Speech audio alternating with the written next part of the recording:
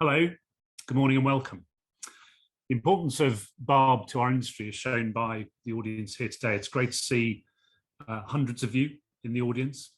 So why is it what we do is so vital? Well, for the programme makers here today, our viewing figures support your investment in great television shows. For advertisers, agencies, broadcast sales teams, and our data are fundamental to getting effective advertising. And the insight we deliver is critical for those who assess how broadcasters and other media services operate in the public interest. We're also joined by the research agencies and analytics businesses who help you get the fresh insight you need day to day, month to month, and year to year. And in many ways, what they deliver to you isn't BARB data, it's your data. As a joint industry currency, we're guided at a practical level by broadcasters, agencies, and advertisers, and what we deliver is shaped and formed by all of your needs. You all want to understand people, which is why we measure what people do and not just the signals sent by transmitters, satellites, or internet servers. You want an always-on measurement service. You need timely data each day, while you also want a service that's always adapting to the dynamic market we work in. And you need a trusted, authoritative source, which is why we do things properly. The recent introduction of data for SVOD and video sharing services is a landmark in our history, and it's great that it's been so enthusiastically welcomed by our industry. And we hear many of you say the value in the new data comes from BARB being the gold standard. So what does gold standard really mean? The first use of this phrase to describe BARB predates most of us, yet it's a resilient concept and one that evolves. There's an essential duality to it. A constant unchanging force interacts with the need for constant evolution. The constant unchanging force is the principles and values that have guided us since 1981. We can't do what we do without consistency, transparency, objectivity, and comparability. And these principles and values are as valid today as they were in 1981.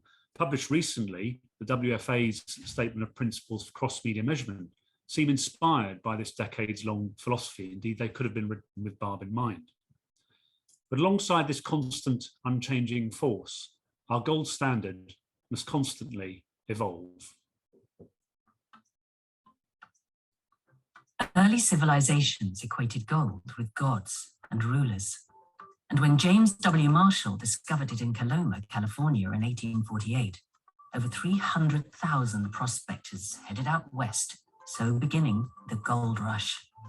At BARB, we didn't have to dynamite any mountains, divert raging rivers, or fight off Butch Cassidy to find our chunk of gold. We simply got our gold standard in television audience reporting by doing things properly. But what do we mean by the gold standard? Back in the days of 3-channel television, we were created by our industry to provide independent, robust, and trusted measures of who's watching what, when, and for how long. Using smart technology and an exhaustively vetted high-quality panel of viewers, which mirrors the entire nation, we shone a bright, sharp light on everyone's viewing habits.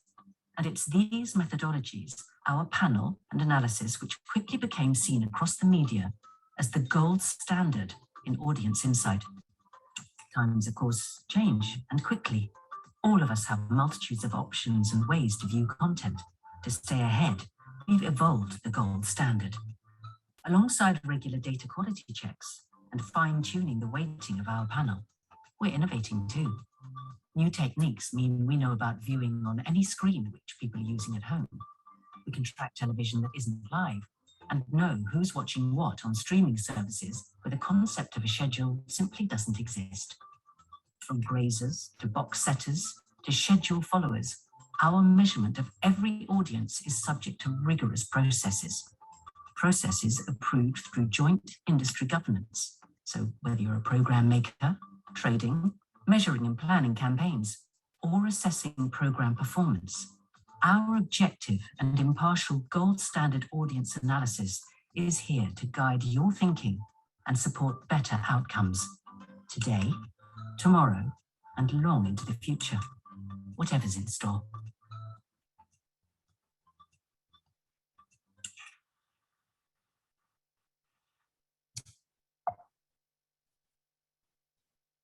So what does our new data look like?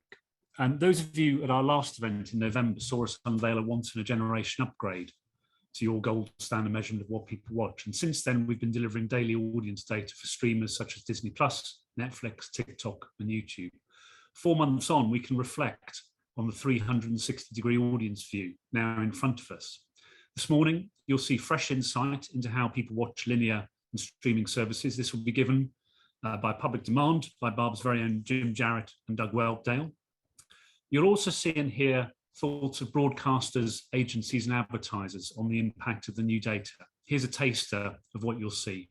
A big thanks to all of you who found time to take part in our recording sessions.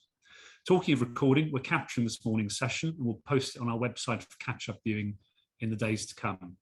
You'll also have a chance to get answers to your questions. Please use the Q&A function to post these, and Jim and Doug will return at the end to get through as many as possible in the time available. So let's start by surveying the landscape. Here's Jim Jarrett. Thanks a lot, Justin, for that great warm-up, and good morning, everybody. So let's start by having a quick review of the top programmes of 2021. So you can see, perhaps predictably, the final of Euro 2020 was the biggest single programme, although it was broadcast across both BBC One and ITV, put the audience in total together. The biggest single programme on one particular channel was the next item, so the semi-final, which achieved 18.4 million. Another lineup of great shows, some really important, obviously, political announcements during the time of last year. Now, last year, when we compare 2020 and 2021, we saw a decline of about 10% in viewing on linear channels. By linear channels, we mean those with the broadcast schedule. So, I guess the question arises: what's causing that, and what are the things that are contributing to it? Now, we've got to say that both years, in some ways, were fairly exceptional, and viewing was affected by the pandemic, particularly in 2020. So that decline of 10% is probably, the underlying decline is probably a bit less than that. But the question we get asked, of course, is what's the contribution of streaming to this? And of course, as we've now got this great data from November of last year, we can start to understand that and see its contribution. But BARB has been tracking the growth of streaming services via the establishment survey since 2014. This chart shows just how much it's grown and continues to grow. Those quarter-on-quarter increases, with the pandemic obviously being those gaps where we couldn't conduct fieldwork in quite the same way. But you can see that broadly we've seen that increase. And there's just over 19 million households now with access to at least one SVOD service. The other thing to point out is actually that the last sort of 3 quarters, we've actually seen that growth, particularly for Netflix, Amazon, and the top line levels start to plateau. And we're starting to really see a ceiling with around 2/3 of households having access to at least one SVOD service. The only one that sort of continues to grow is Disney+. And obviously that was launched slightly more recently than the others. But the question obviously we get asked is, so what's the contribution of these towards viewing? Now, obviously with the release of the fantastic new data at the end of November, we've been able to start breaking this out and understanding it. We've introduced 3 new broader categories of viewing. So we've got total broadcaster, which represents all broadcast channels and their broadcaster VOD equivalents. We have total SVOD and AVOD, which is about 16 different VOD services that we measure, but led and dominated by Netflix, Disney+, and Amazon Prime Video. And then we've got total video sharing, and this represents services like YouTube and Google Play, TikTok and Twitch. And together, these 3 combine to create what we call total identified viewing. That's all viewing across the household that BARB can identify using both the TV metering and also our router meter. But what you can see is actually just how important the TV set is, particularly for broadcasters and for SVOD and AVOD platforms, with video sharing platforms having a sort of a similar share of overall time spent viewing to SVOD and AVOD, but they're being very heavily driven by smartphones, tablets, and non-TV devices. Although obviously we do see some on TV sets. And this really comes through when we start to look at the services individually. So here we're looking at the share of time with each of the different types of services by device. So for broadcasters and for Disney Plus and Netflix and Amazon Prime Video, at least 2/3 of their viewing is coming via the TV set. But for like so Google, YouTube and TikTok, it's much more led by other screens.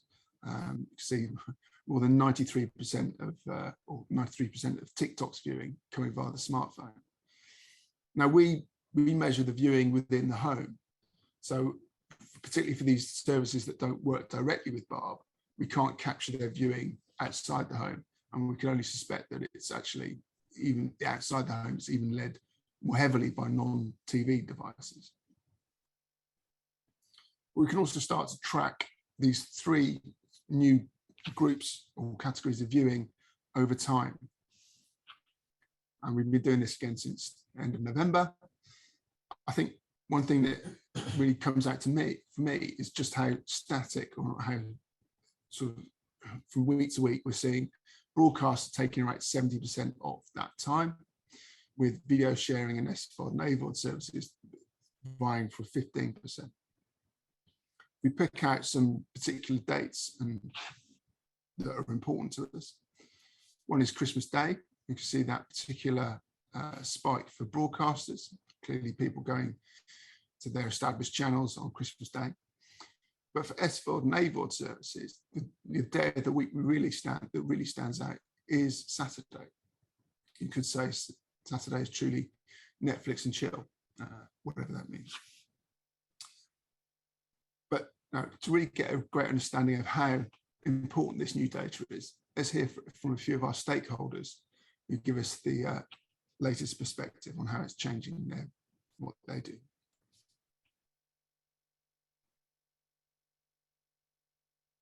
First time this data tells us about what I call the great unmatched, that portion of viewing that up until now you've not really had a clue of what it was. You just knew that it was being consumed, especially on TV screens. But alongside of that, all the other device viewing as well, which is visible for the first time and attributable not just to services, but to programs and demographics. Working at Vodafone client side, the latest BARB data is really helping us explain to senior stakeholders, often as high as the kind of CEO, that TV viewing and viewing of content is maybe not quite as they believe it is. There's obviously a narrative around how everything's now on streaming services, whether that is the likes of Netflix or Amazon Prime. So just being able to kind of back up what we're saying with some actual data. Half-lives are shortening across programming. So what I mean by that is that people are watching series within 1 to 2 weeks now as they're all put online, which means that as we launch campaigns and as we launch our new products, we need to be around those key kickoff moments to drive reach really efficiently and really impactfully and make that cut through in the market. So being around the first TV moment and then across BVOD really helps to drive the awareness that we're trying to get across our AV plans. It gives us a holistic view of what's going on in the TV market. Previously, this unidentified viewing for adults was about 1/3 of all of their viewing, and even more, nearly 2/3 for young adults. So we can see what's going on in this space. We can see where they're watching, what they're watching, and look at all the detail, including program analysis. So this is excellent for us. We can do so much research into this space and really help guide our understanding of what's happening in the whole TV universe. In essence, understanding what sits within Unmatched is going to be completely game-changing for us, I think, predominantly because we get to understand the scale of each of the providers in question.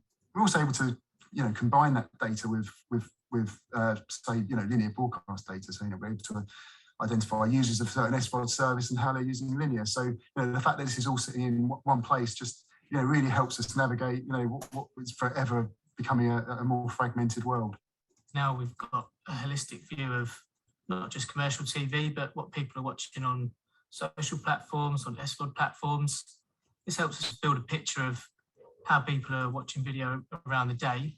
When we can understand that, we can understand how best to reach them with commercial video. At ITV, our job has always been to reach the biggest possible audience. And so now with this new data, we can see what the whole audience is doing with all of their time across all these services and devices. And that allows us to have the full picture and to create content that's going to draw them to ITV.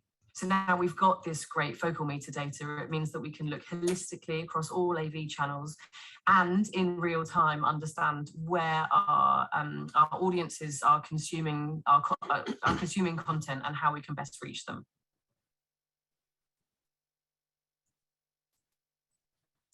Thanks to Jim for that overview of what people are watching and to our contributors for their thoughts on that subject. Having had that general overview, I'm going to be a little bit more specific over the next few slides and look at how we can understand the choices that people are making in the content that they're viewing. The first example that I want to show you is a 360 view of Dan Brown's The Lost Symbol, which was aired on Sky Max earlier, or towards the back end of last year.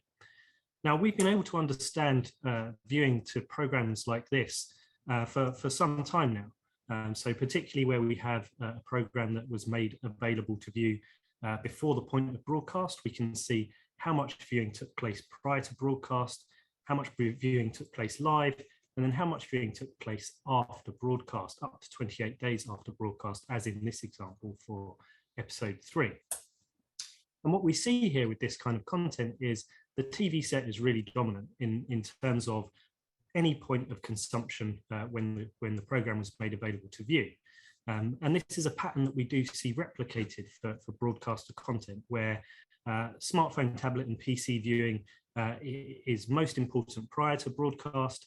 Then virtually the entirety of viewing live is via the TV set, but the TV set is absolutely dominant for this kind of content when broadcasters make it available prior to the point of being shown in the linear schedule. Now, arguably, making shows available to view in this way is something that broadcasters have done as a result of the entry into the market of providers like Netflix, who make all content for a series available to view at the point that episode 1 is dropped. So let's take a look at a series from arguably the masters of this content dropping, Netflix. So for this particular series, we're looking at series 3 of Afterlife, that was dropped on the 14th of January, with all episodes made available to view at that point.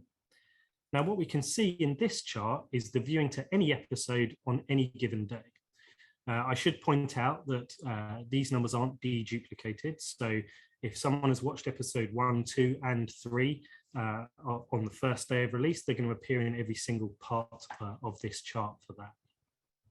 What we see clearly is that the audience burns really brightly at the start, the first 3 days getting particularly high audience figures, and then we see that tail off as people have burned their way through the series, and then we see obviously that people do continue to catch up on their viewing as time goes on. Now, this method of consuming content has had an impact on the television viewing landscape as a whole, and that has influenced what other providers in the market are doing, not least the BBC. Now, the BBC follow a hybrid windowing strategy, making all episodes available to view at the point episode 1 is broadcast, and still having that broadcast event. And we can see clearly spikes on this chart at the point episodes are broadcast on BBC One. What we can also clearly see is that some people didn't wait for the broadcast. Clearly we had a big chunk of our audience who couldn't wait to find out exactly who Jamie Dornan's character was. If you haven't seen it, I won't spoil it, but he gets there in the end. Apologies. What we can see here, though, getting back to the data, is the importance of the linear broadcast. We can see clear spikes at the point at which the episodes are broadcast on BBC One. What we've also been able to understand since we updated our data on the 29th of November last year is the importance of VOD versus playback of recorded episodes. If we add another line to this chart, we can see the proportion of audience on any given day that came via the BBC iPlayer. Now, clearly we see big dips on the days where episodes were broadcast, where people are watching via the linear channel. But we also see that line getting up reasonably high, up to around 70, almost 80% on some days. Now, the fact that that line doesn't reach 100% is showing us that there are still people watching on PVR. If we were to extend this chart beyond episode 6 into the future, we would see some days where that line reached 100%, where people are watching, the only viewing people are doing to The Tourist is via the iPlayer. The final example I'm going to show you is from Disney Plus. So Disney Plus, clearly all content is available to view on demand. There is no linear broadcast, but we're still seeing spikes. We're still seeing clear spikes. And that's because the way Disney Plus have chosen to drop their content is to drop it weekly. So, and you can see that as the bars become, as we move through time, the bars become more colorful as people are watching different episodes on different days as they see fit. One of the really interesting things we see about this chart is that with episodes 5 and 6 being dropped, so on Jan 26th and Feb the 2nd, the audience actually starts to increase. This is not what we would generally expect to see with a broadcast series. Now, there has been speculation that what people are doing in their choices is that they choose not to watch at the point that a series is made available. They choose to save it up until all or most of the content has been dropped, and then they can binge it at their leisure. Now, I must confess that I was skeptical that this was the kind of behaviour that people were doing at scale, but these data do appear to hint that that might be the case. Having looked specifically, we're now going to look a little bit more broadly. So here we have the top 20 BVOD and SVOD programmes for February of this year. Now, what you'll probably notice very quickly is that there are a large number of programmes from the SVOD services in this chart. Oh, pardon me. So you can see we've got 5 programmes from Netflix, 3 from Disney Plus, another 2 from Amazon, with the other 9 programmes coming from the broadcaster services. Now, looking at this chart, what we might think is that we're starting to see a position where the television consumption is kind of evenly split between broadcast and streaming services. However, if we were to add in linear broadcast to this chart, we start to see a very different picture. Now, at this point, only Encanto from Disney Plus remains. Now, the Encanto was dropped by Disney Plus on Christmas Eve of last year and continues to draw in considerable audience figures. But set against the broadcasters, including the linear viewing as well as their VOD viewing, we see that it's the broadcasters who are dominating this chart. Now, I know that many people on the call are obviously interested in commercial opportunities, and you're still seeing a lot of programs on this in this table, which you can't place advertising against. So if we strip out those providers which you can't currently host any advertising against, we're still seeing really significant audiences. So we've still got Trigger Point, episode 3 at the top of the table from ITV, giving us almost an audience of almost 10 million. And I would have to add well over 100 rows to this table before I got to an audience that dipped under 1 million. and that's with one entry per series for appearing on this particular chart.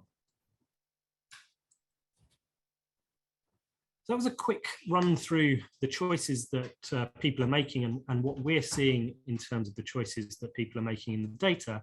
I'm going to hand back to our contributors once more to tell us about how what they're finding out is guiding the recommendations that they make.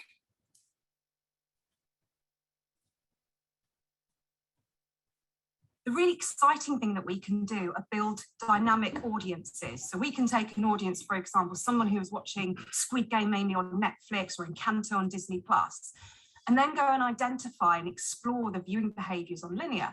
So we can see what programs they're watching, when they're watching, who they're watching with, and all of that data in a linear space.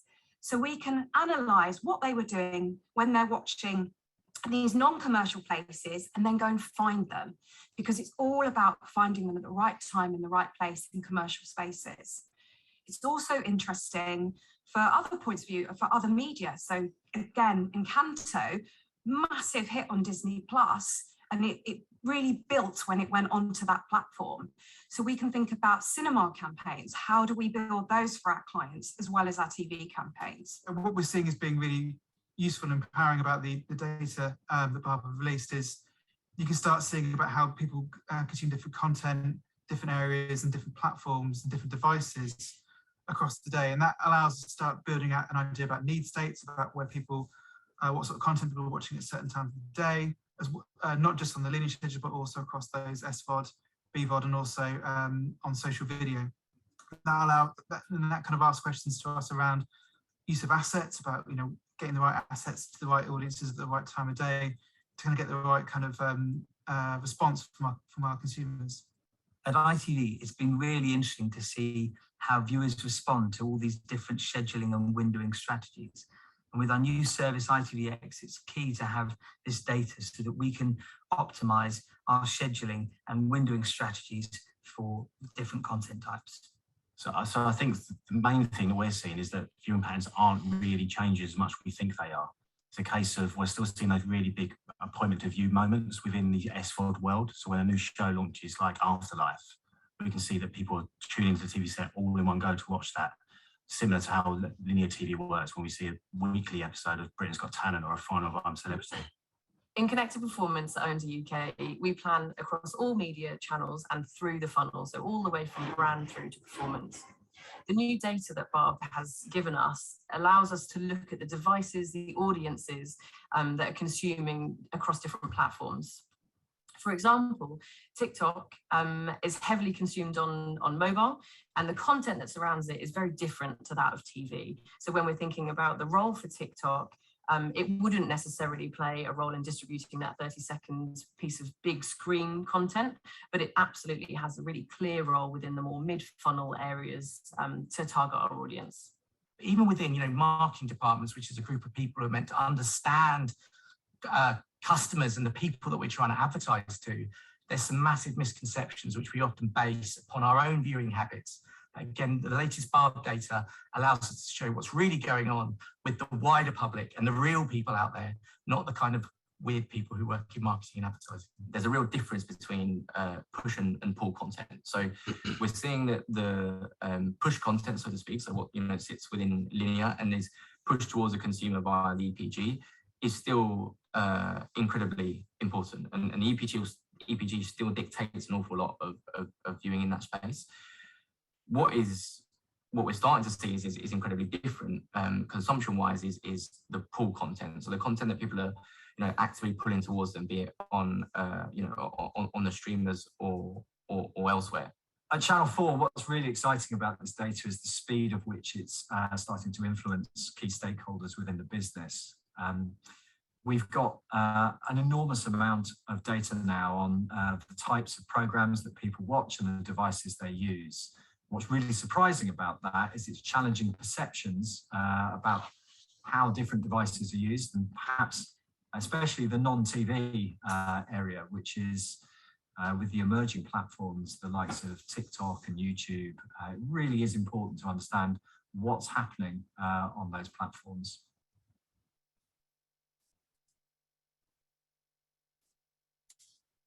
Thanks again to our contributors there for their insight. It's great to hear from people from across the television ecosystem. I'm sure not all marketers are weird people. Now you'll notice that I've been joined by my colleague Jim Jarrett. So I'm going to take you through a look at how important different kinds of SVOD content are to the viewing we get to that category overall. And then I'm going to hand to Jim to take a bit of a more detailed look at some particular programs and show you a few things about the video streaming services before we get to the Q&A. So if you haven't already, please chuck questions in the Q&A. Jim and I will be happy to answer those at the end. Now, I first saw a version of this chart presented by NBCU. It's a little intense, but please stick with me. Hopefully it's going to tell you some interesting stuff. Now, what we have here is the daily average audience by SVOD show on any given day from December the 20th up to the end of February. Now, this is obviously a lot of information here, but what we've got essentially is where we see a thicker line. That means that that particular show, it could be a series, it could be a film, it could be a sports event, has got a bigger audience on that particular day. And then when we see the band narrow, obviously it means that audience has dipped down. Now, at this point, it's obviously a little bit difficult to discern any patterns. But what we can pick out, first of all, is the pattern that Jim referenced earlier. So we see a dip for viewing to SVOD services. So this is the 3 SVOD services we're tracking programs for. So Netflix, Disney Plus, and Amazon Prime Video. So we see that dip on Christmas Day for these services, where we saw the increase on Christmas Day for viewing to broadcasters. Now, that might have looked a little bit different last Christmas when Bridgerton dropped on Christmas Day. I know Jim's a massive fan. But here we see that dip. We also see these little spikes around Saturdays where people seem to be indulging in their Netflix and chill behavior. Now, what I'm going to do at this point is try and add a little bit more color to the chart to pick out some particular pieces of content. So what we see here, I've highlighted 5 different programs, and what we're seeing that the original programs from Netflix and other broadcasters, they're really burning bright initially. So particularly the red bar for Cobra Kai, the yellow of Afterlife, the light blue of Stay Close. We see big audiences at the point at which content is dropped on these services, and then we see those audiences drop away a little bit. We also see different windowing strategies produce different results. So the pink line that we can see heading through this chart is viewing to the Book of Boba Fett from Disney Plus, and we see a much more consistent line there, and that's possibly being driven by these weekly content drops. So people are forced to spread out their viewing over a longer period of time. We also see the green line here we see is Reacher from Amazon Prime Video. Now, Amazon are experimenting with different kinds of content drops, but for Reacher, they made it all available in one go, and we see the audiences burn quite brightly up there for the first 3 days before dropping back. The last program I'm going to talk about on this chart is Inventing Anna. So Inventing Anna, the dark blue line to the right-hand side of the chart, appears to buck the trend somewhat. It was made available all in one go, as is Netflix's want, but it seems to have a more stable audience. It's a difference, but it's an explicable one. So Inventing Anna, a new series, so it takes a little while for people to understand that that's something that they want to go and view. Jim's going to talk a little bit more about Inventing Anna in a few slides' time. What you've probably noticed is that I haven't looked at any of the programs that are running along the bottom of this chart. But before I get to those though, I just wanted to highlight the Premier League. Now, not technically an original, of course, but we do see that burst of audience when we had those 7 games which were played back at the back end of December. Should have been 10 games, but COVID intervened with 3 of those. And what you can see if you look towards the end of February is another little orange fleck on this chart where the Arsenal Wolves game was available to view on Amazon. Now, we don't really see any viewing on the days after that, as mad as football fans are, they don't usually go back and watch games in large numbers after they've been aired. Now I'm going to look at some of the programs that run along the bottom of this chart. What we see with these programs that are forming the bedrock of viewing to SVOD services is that this is library content. This is old favorites. This is the like of The Simpsons, Friends, Big Bang Theory, Brooklyn Nine-Nine, and Young Sheldon. So these 5 programs out of the top 100 shows that I've got on this particular chart would, on any given day, on average, account for about 20% of viewing to these 3 services. Now, I've been kind to you because there are actually around 4,000 shows that I could have put on this chart. And if I'd done that, these 5 shows would still account for around about 12% of audiences to these services on any given day. So it's really clear to see how important library content is to the SVOD services. I hope you've enjoyed that technicolor run through the contribution of different shows to audiences on SVOD services. Now I'm going to hand over to Jim to look in a little bit more detail at some of the programs we talked about. So as well as being able to understand the size and the scale of the audience, we can also understand its composition, i.e. what type of people are viewing it. So if we start off by looking at Afterlife, the black comedy written and starring Ricky Gervais, what we can see is that was coming back for its 3rd series. It already had a really well-established audience. And what we can see is that its audience actually, whether on the day of release, 7 days after, or even 31 days after, actually was remarkably consistent in its profile. We look at it by age and broadly by sex.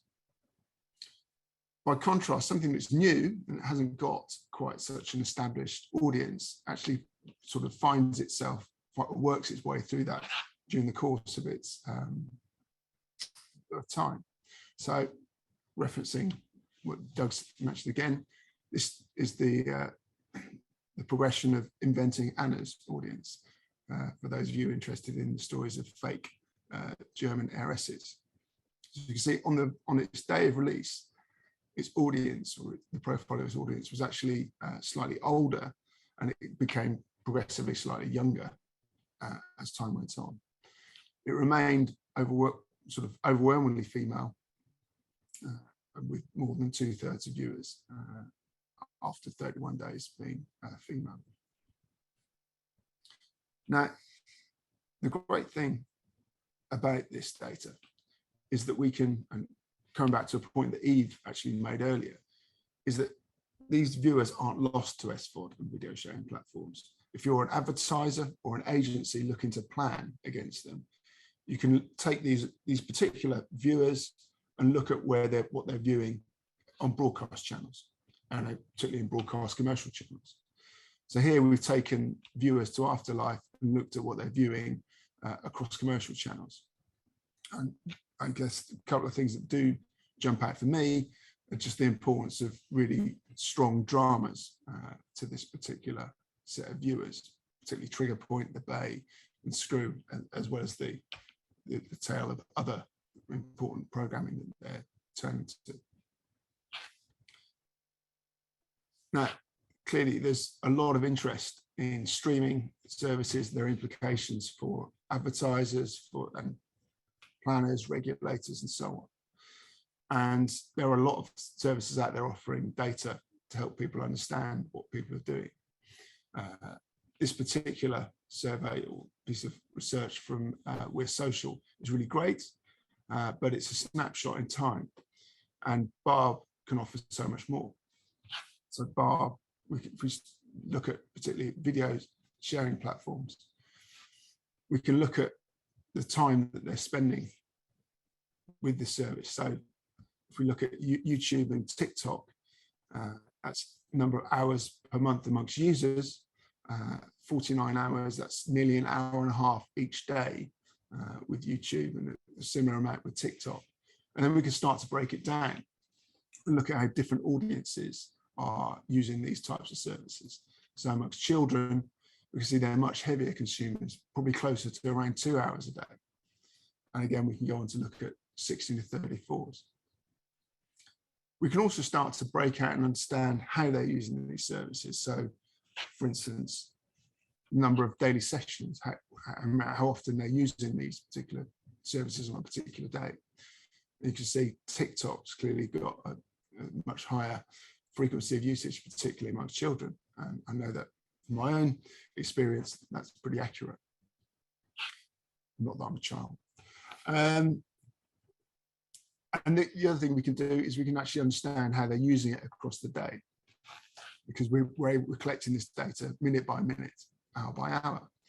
So here we can see the average audience to YouTube, which also includes Google Play, down to the way that we measure it, and also to TikTok. And you can see the importance and the way that it builds across the day with that particular climb after 3 o'clock. And well into the evening for both services. TikTok builds slightly later. You can see that peak around 10 or 11 in the evening, which is certainly a bit later than YouTube's peak. And we can also, again, strip it out and look at how different audiences are using these services. So if you look at children, we can see just how important that 3 o'clock spike is, which obviously coincides with the school day. I guess we have to acknowledge that BARB, the way it measures their usage of these services is through the home Wi-Fi network. So we're not able to look at their usage outside the home. However, we do work with broadcast VOD services, and we're able to work with them to understand and use their data to help measure use of their services outside the home. And we could do the same for these services if they wanted to cooperate with us. So that's probably all of what myself and Doug were going to talk to you about. We're back after this clip to answer your questions, and I can see we've got some really good ones coming through. Obviously, if you aren't a current BARB subscriber, or you'd like to talk to us and understand more about the data that we just presented, then please get in touch, and we'd be delighted to have a great conversation. Let's just hear a last bit from some of our stakeholders about what they find most interesting about the new data.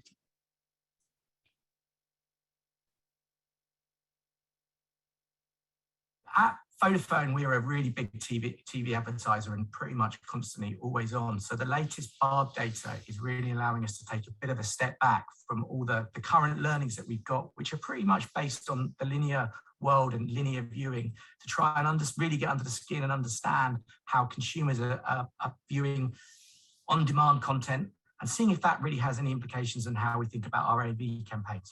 So potentially kind of moving away from just a 6-week burst. Should we be looking at campaigns that should be extended to take advantage of how shows are being dropped by the commercial streaming services? Or do we need to have much shorter campaigns? We don't really know yet, but what's really interesting and, to be honest, exciting, is that we've now got some data to start to make some hypotheses about this and to try and take things on to the next level. It's impossible to plan an AV campaign without considering the impact that subscription VOD might have on your plan. For example, if Amazon Prime is airing a sporting event, and we know that there'll be a spike in young men because we can get that information from the new data, then it will really have an impact on how we plan our TV and broadcast VOD schedule. It might just be the launch program. It could be the targeting that we use on broadcast VOD. The really interesting thing that we're seeing first is that SVOD suppliers are not only cannibalizing BVOD suppliers and commercial TV, but they're also cannibalizing each other. We finally got a view of how they break down, and therefore how Netflix and how Amazon Prime interact with each other. So I would say 2 things. One is having the data in our own hands, so to speak, and being able to mold it, cut it, and build bespoke audiences and run it versus content that we've previously not had access to without the data set. And the second thing is being able to have that data in the same currency as what we use, or what we've used to been using in the linear space. You know, so that's something that's super crucial, I think, is being able to compare two data sets, you know, within the same space, not something that we've been able to do before, using other tools. The new data allows us to explore how the subscribers are putting out their content. So we can look at different models. So is a binge model different or better for viewing than, say, a weekly drop? So Netflix, they drop theirs in one go, whereas Disney, they use a weekly system. So Hawkeye's done really well. Now, this isn't just interesting from looking at the subscriber content, it's interesting to advertisers as well. ITVX are launching, and they're going to have original content going on their platform before it goes on linear. And that's important to advertisers and agencies because that's new content, and we need to understand how viewers are watching this content when it appears on platforms first. What is it? When are they watching? And how do we get there? Because it's all about getting reach and getting eyeballs. So historically, SVOD has been the elephant in the room for TV advertisers. It's increasing, taking share, we know that. What we're now able to see with this new BARB data is the program level data for some of those SVOD programs as well. That means that we can put them into a ranking system. And what we're finding is that those programs in the top 100 are still being dominated by the broadcasters. So for us at Mindshare, that just reaffirms how important it is to still be thinking about broadcast content for effective and mass reach. One of the ways that we've been using the SVOD data is to pick up where we may be missing those lighter TV viewers. We'd always thought that once they've gone to SVOD, we'd miss them and miss that opportunity. But now we can use that data to really drill down and see what other shows they're watching across linear TV and use those broadcast moments to reach them again, adding incremental reach to our campaigns. We've known for a while that SVOD consumption has been increasing, and as a buyer at Manning Gottlieb OMD, we've been looking at ways in which we can reach this previously unidentified audience. The new BARB focal meter data is allowing us to identify which platforms this audience is watching and also which programs, and we can subsequently target this audience across commercial channels. From looking at this new data, it's clear to us that viewers want two types of programming from these streaming services. They need the fireworks, these big shows that burn brightly and then fade, but they also need these bonfires, programming that's always there, that always generates viewing, but at a slightly lower level. And so this insight has really helped us design our new service, ITVX.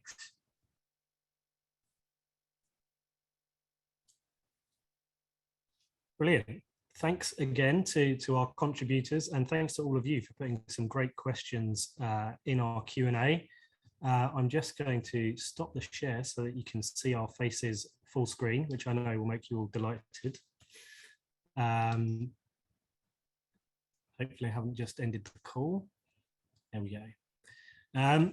Right, great. Thank you everyone for being with us this morning. Thank you for your questions.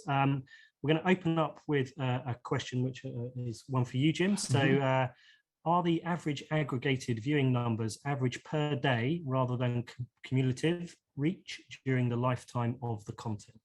So I guess the interesting thing about the new data is it actually means new metrics. So non-linear viewing can't be tied back to a broadcast schedule. And we can't say the average audience of a program across its playtime or its broadcast time was X or Y. So the way that we tend to look at it is to say on a particular day, what's the total number of people that viewed this, and then we add up the audiences across the number of days that we're examining it across. So if it's over 7 days, then it's the seven individual days audiences accumulated. And that's what we mean by accumulated average audience, particularly for non-linear content. Question for you now, Doug.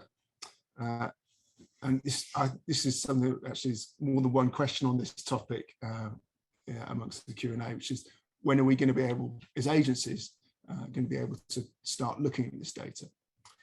Well, so the great news is you can look at this data already. So a number of you have asked this question, but there are some licenses that you need to have in order to access these data. So you need to you need to take a Section 9 license from BARB, which we can give you more detail about. So please do feel free to get in touch with us, and we can give you the detail on that. You also need to take TechEdge's Dovetail module if you are TechEdge users and you want to analyse the data in TechEdge. Other data processing bureau can also help you with that as well.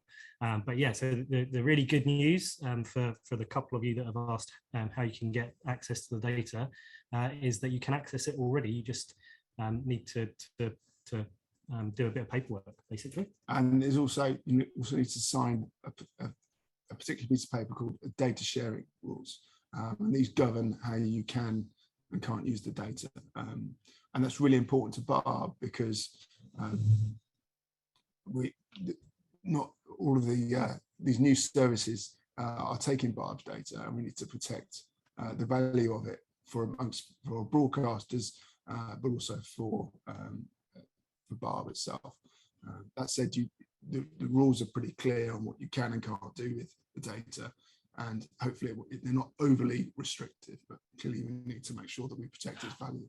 Absolutely, it's a really good point, and it answers another one of the questions that we've had, which was around the fact that you can publish Disney Plus data, which is correct because Disney Plus are subscribers to BARB. We keep our data sharing rules under constant review. So if at any point those data sharing rules do change, you will absolutely hear from us about it immediately. So I'll pick up the next one. So the next one is, does BARB have any plans to extend the measurement of commercial spot data beyond 7 days consolidated on TV set to include BVOD, etc.? So at the minute, what BARB does offer is the Advanced Campaign Hub, which enables users to plan broadcast VOD alongside linear or using K2. But we would also make that data available to other bureau that want to take it. Obviously, the other big initiative in the market is Broadcaster C-Flight, which again takes and uses BARB's linear data and blends that with broadcasters' BVOD impressions and enables users to estimate the delivery of campaigns across broadcaster VOD and linear. Now, at the minute, there's no particular plans for BARB to start offering a competitive service to that, but we believe that working with C-Flight is going to be beneficial to the entire market, and we're actually going to, in time, look at how C-Flight operates, get really under the skin of it, and produce a report that hopefully will reassure the market about the integrity and the value of C-Flight. Excellent. Right, I can pick one up here, I think. So we had a question to clarify whether BARB can or cannot measure panelist activity out of the home. This depends on who we're talking about. So for services that don't participate in BARB measurements, so haven't tagged their players, we're dependent on viewing via the home Wi-Fi network. So when you're looking at the likes of Netflix and Amazon Prime, you can break that out for device, as Jim did in one of the charts right at the beginning, but all of that viewing is coming via the home network. Or services that choose to work more actively with us, so the likes of the major broadcasters who tag their players, and we are capturing use of those services outside of the home as well. So sorry, that's not a more straightforward answer, but we don't live in a straightforward world. We're going to take just 2 more questions before we let you go for the rest of the day. So we've got a question here, I reckon, Jim, which looks like one for you. So what percentage of a show does someone have to watch to constitute a view? Well, BARB doesn't have any particular rules on this, so we measure every minute or at least 30 seconds of viewing constitutes a minute of viewing, and it's available to make the data available to the users to define themselves how they want to analyze it and understand it. obviously BARB does have some recommendations about what the minimum thresholds might want to be, but we make the data available to the market to use as it wishes. Great. I'm going to steal the last question and take all the glory on the way out, hopefully. So a couple of you have asked this question. So now that we're measuring a lot of services that were previously part of unidentified viewing, what do we think the remainder of unidentified viewing is? So happily, this is a number that you can pull for yourselves. It does vary depending on the audience that we're talking about. So prior to having our brilliant new data available, unidentified for all individuals 4+ was running at around 30% or so, with the ability to monitor the services that we weren't previously, and we've got that figure down to around about 10-12%, and that varies, as you would expect, depending on what's available for people to watch and the choices they're making. But broadly speaking, we've gone from a situation where we had about 30% of time with the TV set being unidentified to around about 10%. And that is a TV set phenomenon, I should say. So this is, when we talk about unidentified, we're only talking about TV set viewing. With that, but I would say what falls within that 10%, I think, is probably the question. Yeah, and it includes things like usage of services that are monitored by BARB, so certain types of channels and should we say questionable streams that you might find online. There's things like viewing of content that's not that's available and broadcast outside the 28-day window on services. There is silence on TV sets, browsing as well, use of menus and so on. So there are a number of contributors, but BARB continues to work to try to bring this down. In fact, we've got some new work that we're working on this year, again, to try to bring this down further and understand more about what's happening on these TV sets, so that we've got a much even better understanding of what is identified. Excellent. Thanks, Jim, for making that a fuller answer to the question. Thank you all for your time this morning. We really appreciate it. A recording of this will be made available in due course on our website. Apologies if we didn't get to your question. We'll try and get back to you if we can get your details out of the Q&A. Thank you again. Have an excellent rest of your day. Bye-bye. See you.